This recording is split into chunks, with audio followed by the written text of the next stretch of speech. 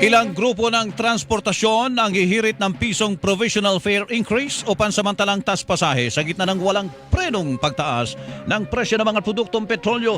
Sa ngayon, naglalaro na sa mahigit sa 50 pesos hanggang mahigit sa 70 pesos ang presyo ng kada litro ng gasolina, habang 70 pesos naman o halos 70 pesos naman ang kada litro ng diesel.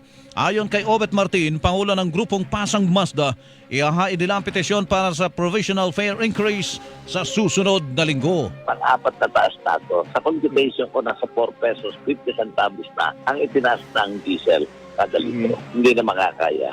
Lahat sa modern at saka sa traditional, piso lang. Malayo, malapit. Ang tinig ni Obet Martin, Pangulo ng grupong Pasang Mazda, sinabi naman ni Land Transportation Franchising and Regulatory Board o LTFRB Chairman Chofilo Guadis III na hanggat maaari ay ayaw nilang itaas ang pasahe sa jeep.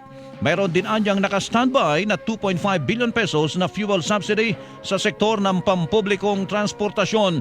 Ngunit hindi agad maibibigay ang naturang subsidiya dahil may kaakibat itong kondisyon at kailangan munang pumalo sa $80 kada bariles ang presyo ng krudo sa pandaigdigang pamilihan. Kung hindi mag-reach yung 8, ibig sabihin hindi pa ganong mataas yung presyo ng gasolina, but just the same, we will hear their provision, their petition. There might be other reasons like yung pagtaas ng cost of living, yung sahod ng mga empleyado, yung piyesa ng mga gamit nila. Ang tinig ni LTFRB Chairman Chofilo Guadis III.